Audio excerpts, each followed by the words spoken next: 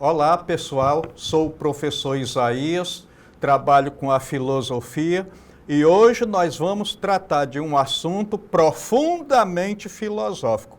Porém, eu tenho que alertar para algumas coisas. O assunto de hoje é muito polêmico. Então, não me chamem de ateu, eu me considero um homem de fé esclarecida. Não estou dando aqui uma aula de ateísmo, não estou conclamando ninguém a se tornar ateu e também não estou dando a minha opinião. Isso aqui se trata de filosofia e ciência. Que fique bem claro isso para que a gente possa tratar desse tema, a atitude filosófica da reflexão à prática. Então, para começar, nós vamos dizer o seguinte: a atitude filosófica da reflexão à prática envolve questionar o senso comum e as certezas estabelecidas, buscando uma compreensão mais profunda da realidade através da reflexão e, em seguida, aplicando esse conhecimento à ação. Portanto, é um movimento que parte do estranhamento diante daquilo que é óbvio, questionando os fundamentos das nossas crenças, dos nossos valores e buscando respostas racionais e coerentes para as questões existenciais e práticas do nosso dia a dia. Então, a filosofia é um questionamento em profundidade, não apenas da nossa crença, mas também da ciência. Afinal de contas, toda ciência é filha da filosofia. Aquela pergunta que hoje tem resposta, significa que um dia ela já foi filosofia antes mesmo de ser ciência. Bom, então, a atitude filosófica é caracterizada pela disposição para questionar o que é dado como certo ou óbvio, buscando uma compreensão mais profunda da realidade, da moral, da ética e de outros aspectos da existência. Essa atitude se inicia com a negação do senso comum e, às vezes, também da crença, e continua com a problematização do cotidiano, levando à reflexão sobre as bases das nossas crenças e valores. A reflexão filosófica, por sua vez, é o movimento de retorno do pensamento sobre si mesmo, onde o indivíduo questiona suas próprias ideias e premissas, ou seja, ele questiona as ideias e as bases dessas ideias. É um processo de autoexame e questionamento crítico que busca compreender a natureza do pensamento e as suas implicações. Então, da reflexão à prática, a atitude filosófica se traduz em ações mais conscientes e responsáveis. Ao questionar o senso comum e refletir sobre suas próprias convicções, o indivíduo é capaz de tomar decisões mais éticas e coerentes com os seus valores, com a sua cultura. A filosofia, portanto, não se limita à esfera do pensamento, mas se estende à prática, orientando a ação e a busca por uma vida mais plena e significativa. Então, agora, nós vamos tratar especificamente daquelas atitudes filosóficas. Quais são os componentes? Então, vamos falar agora desses componentes. Qual é o primeiro componente? O Aristóteles definiu na Antiguidade como o espanto. Então, Aristóteles diz que a filosofia nasce do espanto. A partir do espanto, o indivíduo deixa de ser indiferente à sua realidade, às ações e os acontecimentos. Pega impulso para que seja construída a atitude crítica racional, contestadora, problematizadora. Então, a filosofia, ela vai nascer justamente dessa intriga diante de tudo aquilo que está diante de nós, de tudo aquilo que está posto. O Aristóteles vai dizer que essa intriga é o espanto, é o inconformismo, em não entender em plenitude aquilo que está diante de nós. A segunda atitude é a dúvida. É preciso que o filósofo duvide de todos os conceitos, todas as verdades e todas as imposições sociais. Então, a gente já escutou aquela máxima de que o temor do Senhor, o temor de Deus, portanto, é o princípio da sabedoria. A filosofia vai dizer alguma coisa que vai na contramão. Isso é polêmico. Ela vai dizer que justamente é a dúvida o princípio da sabedoria. Então, quando eu começo a duvidar, a questionar, eu começo a querer entender em profundidade. Então, outro componente é o rigor. O rigor serve para garantir bases sólidas, sem ambiguidade, para seus questionamentos e atitudes. É preciso rigor para evitar informações e críticas contraditórias aos fatos, uso de falsas informações ou lógica rasa, o que nós chamamos de falácia. Então, a falácia, por exemplo, eu posso dizer alguma coisa, usar um raciocínio que seja lógico, do ponto de vista da linguagem. Por exemplo, Deus é amor, o amor é cego. O professor Isaías é cego, então o professor Isaías é Deus? Do ponto de vista da língua portuguesa ou de qualquer outra linguagem, isso tem uma lógica. Só que do ponto de vista do conteúdo, infelizmente não tem validade. Então é uma falácia. Agora, outra coisa, outro componente é a insatisfação. Não é tarefa da filosofia garantir respostas prontas e satisfatórias às questões e dúvidas. Não há certezas. As teorias não estão prontas e acabadas. Elas sempre passam por revisão e melhoramento. O que mais se encontra na filosofia são questionamentos e dúvidas. Isso não é novidade para ninguém. A dúvida e o questionamento fazem parte da ciência e da filosofia. Então, agora, nós temos aqui 3 pensadores que vão nos ajudar. O primeiro deles eu já me referi à frase dele. A filosofia nasce com o espanto. Então, Aristóteles, na Antiguidade, aí no século IV a.C., ele vai dizer que essa intriga diante do que está posto diante de nós é que vai fazer a gente buscar uma reflexão em profundidade. Immanuel Kant, no século XVIII, ele vai dizer o seguinte: não há filosofia que se pode aprender, só se aprende a filosofar.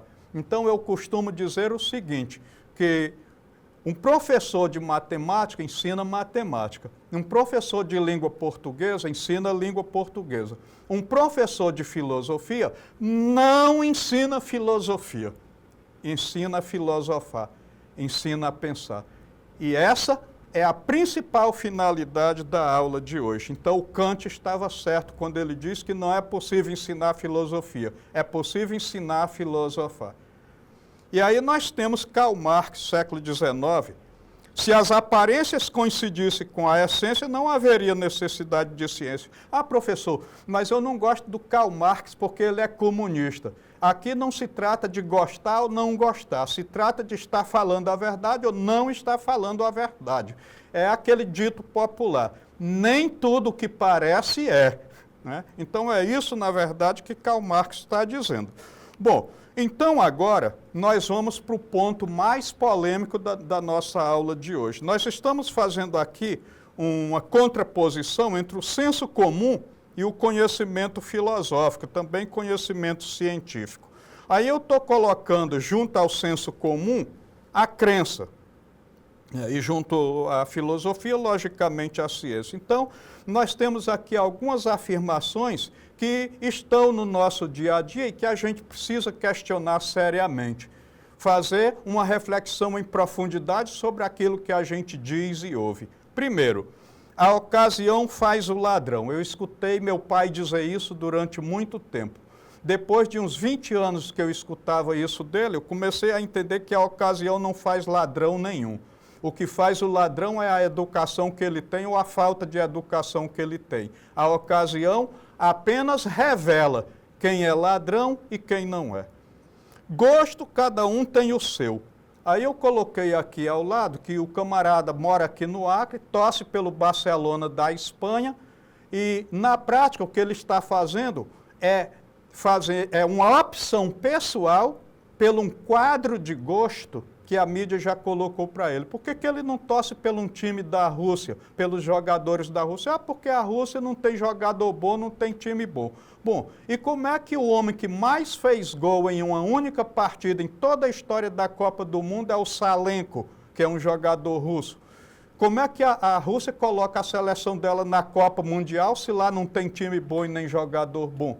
Então, na verdade, a televisão, a mídia, decide para você um quadro de gostos e dentro daquele quadro você faz uma escolha pessoal. Não pense que a sua escolha é tão livre assim. Bom, instinto materno. Não existe nada na biologia da mulher que determine instinto materno, para começar.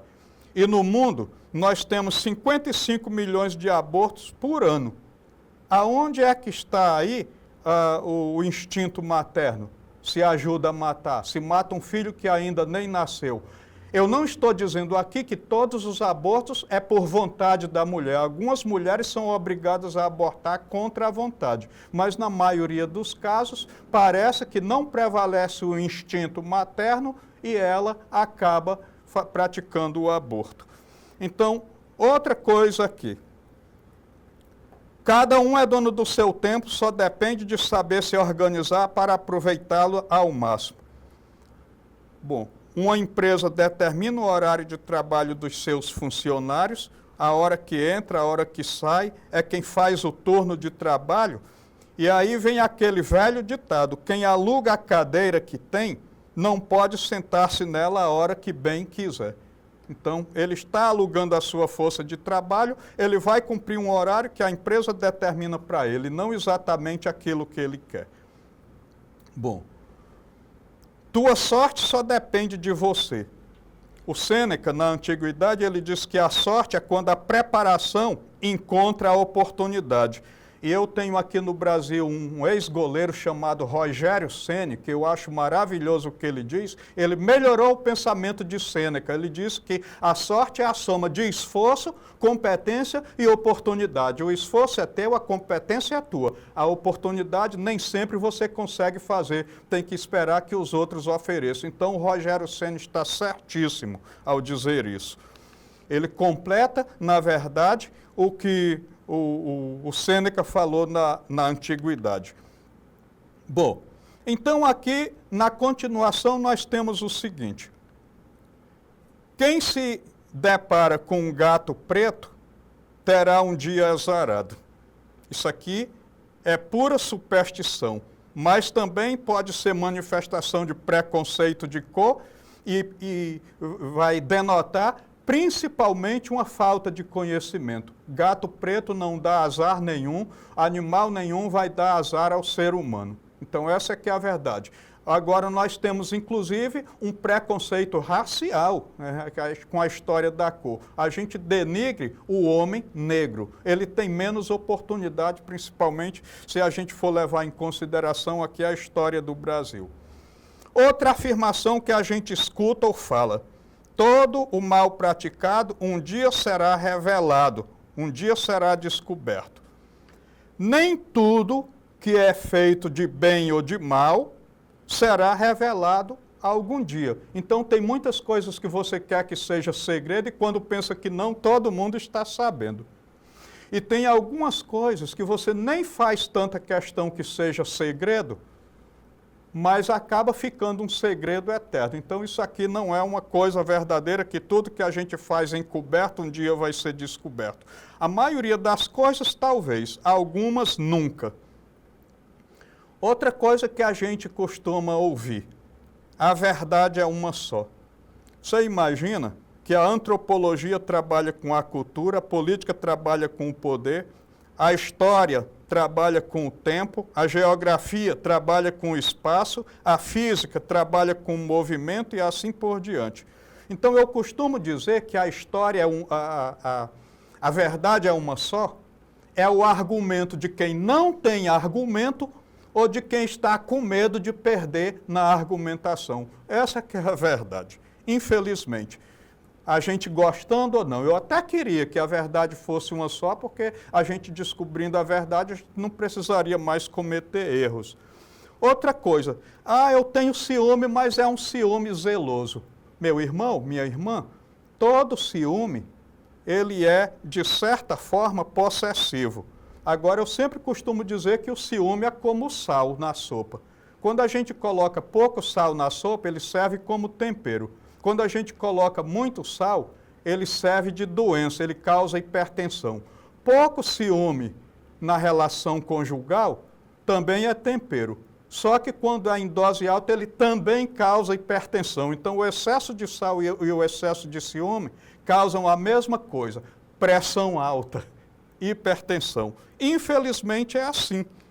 A gente não quer que seja, mas é. Bom, agora, continuando. Tudo na vida é determinado por Deus. Só que eu estou colocando aí o contraponto que você tem livre-arbítrio. Então, muitas coisas que acontecem na tua vida são escolhas que você faz. O Sartre dizia que a vida é um constante equilíbrio entre as escolhas e as consequências. O apóstolo Paulo afirmou que todo poder vem de Deus. O Maquiavel falou que o poder pode ser tudo, menos divino. O que é que você tem que fazer? Saber que o poder benevolente vem de Deus e que o poder político, por exemplo, que é a arte de perdoar o pior inimigo e de condenar o melhor amigo, isso não pode vir de Deus. A intuição feminina não falha. Aí eu pergunto, como é que no Brasil 70% dos divórcios são pedidos pela mulher? Significa que a intuição da mulher, na hora de escolher alguém para casar, a intuição falhou. Então, nós temos que concordar que tanto a intuição masculina quanto a intuição feminina têm igualmente limitações. Então, não tem, na verdade, uma intuição melhor que a outra, quando se trata de intuição masculina ou feminina. Bom, neutralidade política. Aristóteles dizia que o homem é um animal político, porque ele só se humaniza no convívio com outros seres humanos, né? Então, um gato criado com porco, ele nunca vai aprender a roncar, nem a fuçar. Mas um homem criado com lobo, ele vai aprender comportamento de lobo. E o Max Weber, no século XX, ele disse que neutro é quem já se decidiu pelo mais forte. Então, não existe neutralidade, principalmente quando se trata da questão política. E, finalmente, lei do retorno. Quem faz o mal, cedo ou tarde, vai vai se dar mal. Quem faz o bem, cedo ou tarde, vai receber alguma coisa de boa, coisa boa e vai receber em dobro. Não existe isso. Então, o que vai existir é retornos para algumas coisas que você faz. Seja coisa boa, seja coisa ruim. Algumas coisas vão retornar para você. A maioria, infelizmente, não retorna. Então, não é uma lei. Algumas coisas retornam, outras não. Bom, então agora, para completar, nós temos uma questão que está relacionada ao tema abordado na aula de hoje. O conceito de atitude filosófica é um olhar de espanto para o que existe de mais convencional em nosso dia a dia. Consiste em contestar o habitual, pensando assim, de uma maneira nova, aquilo que é comum. Problematizar a realidade é o que move a filosofia em direção à vida prática. Por que a atitude filosófica é importante? Letra A, para nos dar respostas definitivas para todas as perguntas. Claro que não há respostas definitivas para todas as perguntas. B, para nos ajudar a viver em harmonia com o senso comum. Não, a filosofia é uma oposição, digamos assim, é uma alternativa ao senso comum. Letra C. Para nos permitir questionar o mundo e a nós mesmos, buscando conhecimentos mais profundos, essa parece palpável. Letra D. Para nos tornar indiferentes à realidade e nos permitir sonhar com um mundo melhor, ora, para sonhar com um mundo melhor, a gente precisa justamente estar em sintonia com a realidade. Letra E.